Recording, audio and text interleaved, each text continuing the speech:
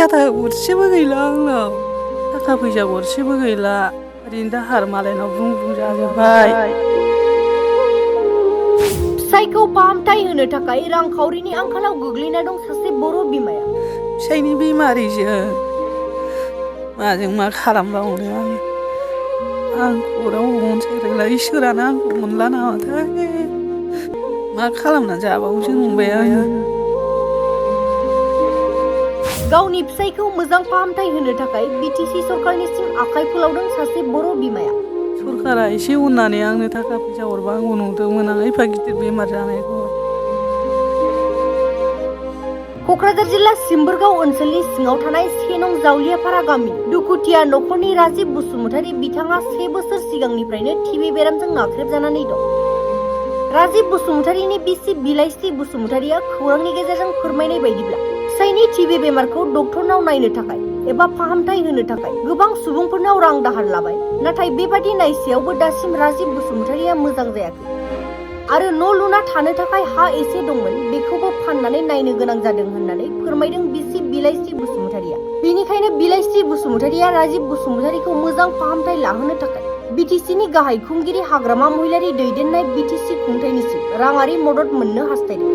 लोगोसे सोरबाफोर राजिब बसुमतारीखौ खौरां लानोब्ला नैबे 9707656891 नङाब्ला 7637032909 जानबुं नम्बरनि गेजेरजों जगाजग खालामनो हागोन। टिबि बेमार जादों, हा हु फानजोबनांबाय आङो, लन लानानै नायनांबाय आङो, हा एसेल'खामोन फाननानै जानांबाय आरो आंबो थाबायनो हाया, आथिङानो गसंथानो हाया, सानाय आलौनाय बिराद दाहार बुं बुं जाबाय आङो। माजों नायबावनो, फिसायाबो उन्दैसो फरायनाय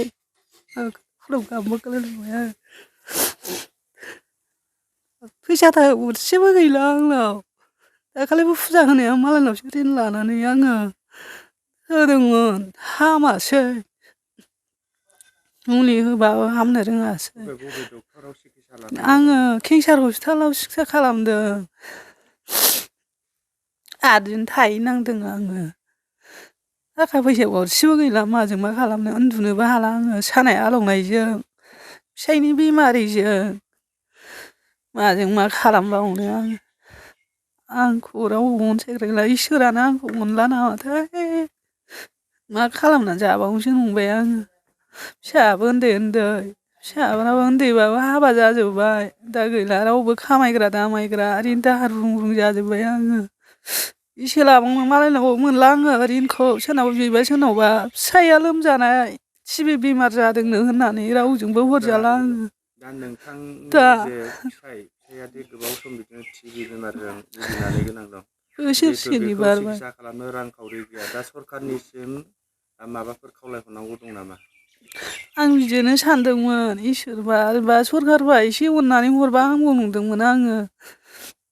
दा आंबो जेबो रोङा, अफिसावबो थाबायनोबो मानोबो मा खालामबावनो आङो।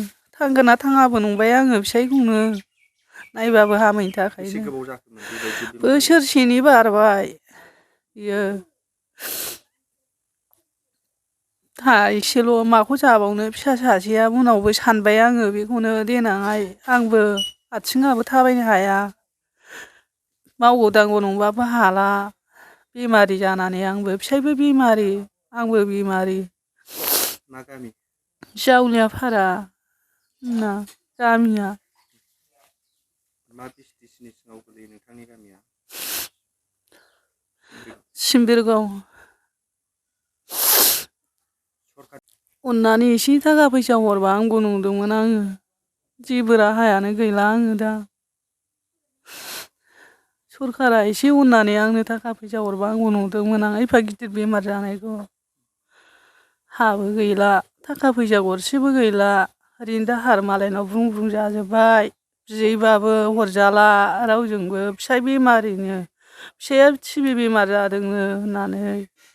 नंगौ, आं गामिनि मानसि जाहैबाय, बिथाङा बेमाराथ' नंगौआनो, दा हनै बेहा बेराफारसे फिसाबो सासे उन्दै दंबावो आरो बेमारियाव गोलैबाय मानसिया, आरो न'खरावबो बिदिनोसै मा बुंबावगोन, बेमारि बादिखौनो होननांगौ जाहैबाय जोंबो गामिनि हिसाबै नुयो दा बिथांमोननिफ्राय माने अनसुंथाइ मोनथावफोर दङबा बिथांनो हरोबाबो जों गामियाबो मोजां मोनगोन माने गोजोन जागोन बेखौनो बुंनानै आं आरो माथो बुंबावनो अनसुंथाइखौ हरोबा मोजां जागौ आरो दा आं गामिनि जानानै आं एसेखौनो बुंनाय जादों बिदिनो माथो खालामबावनो माने अनसुंथाइफोर मोनथाव दङबा सरखारा एसे अननानै ना गाव देहा नायनो थाखाय अनसुंथाइ हरोबा जों गामियाबो एसे गोजोनगोन आरो माने गोजोनथों होननानै आं बेखौनो एसे बुंनाय जाबाय बैसोआथ' जेनेबा नै 50नि गाहायाव दं आरो दा बिथाङा बांद्राय बैसोनि नङामोन दा जेरावथ' बिनि बैसोआ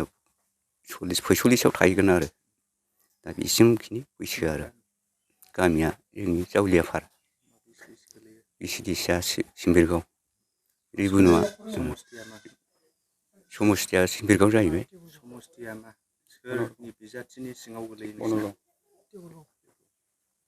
बे माबा जोंहा क'क्राझार आरोखि जेनेबा जोंहा समस्थिया जाहैबाय बे माबा दानि हाग्रामा औ दा जोंहा बे सेवले दं नामा दा बिथांनि सिङाव गोलैयो आरो दा बे जोंनि सिम्बोरगाव जावलियाफारा होनो बेखौ रिबुनिया थालिरबारि जों थाग्राया जावलियाफारा आरो जावलियाफारा लिरो